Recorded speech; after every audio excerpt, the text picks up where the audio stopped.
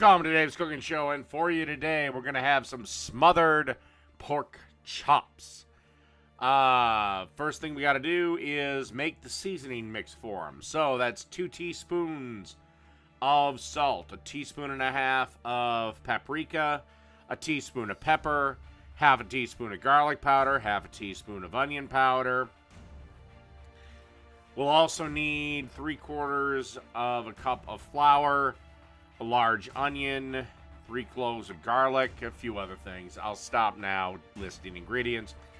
But basically, this is the spice mix of the dry spices. And you just want to give this a mix, and then season the pork chop, and then dredge the pork chop in flour. And as you can see here, I've already done that. Dredged it in flour, seasoned it up nicely. And now let's take it over to our nice skillet to start the cooking process. Okay, as you can see here, I got a cast iron pan on about medium heat. And just laying the old pork chops in there. And I assure you, this was sizzling, despite what some jackass in a corncob costume wants to say otherwise. All right, let's cook these up. Okay, while we're waiting for the pork chops, let's get started on our gravy.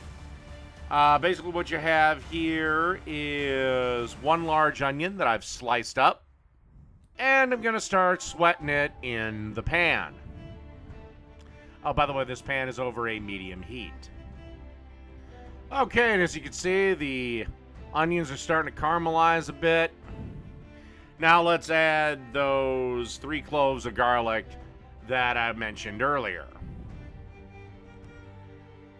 And then you want to add about 2 tablespoons of butter to the onion mix. Let that melt up. Because you're trying to basically kind of caramelize these onions here. Also make sure you actually have all the fucking wax paper off of the onions.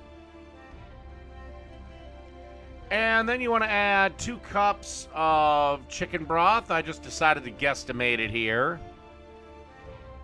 You know, I just took my best shot at it. I kind of felt around when about half the quart of chicken stock was in. Don't worry, you're gonna be reducing this anyway. So if you over pour a little bit, it means literally less than nothing. And you want to give this a stir. And realistically, you probably should have added the flour beforehand, but it is what it is. What I did was I really quickly realized my mistake here, and I went and grabbed a whisk and just whisked the shit out of it, and that pretty much took care of the problem. Like I said, it's not completely fucked until it's completely fucked, and even if it is, well, then you got some little dumplings for your sauce. I wasn't willing to sacrifice everything, because this was a really delicious sauce. Also, if I didn't mention it, with this, also salt and pepper to taste as well. Okay, and through the magic of cooking show editing, while our smothering liquid is cooking, the pork chops are done. So let's get them on a plate, cover them with some tin foil or aluminum foil, whatever you want to call it, and let them rest.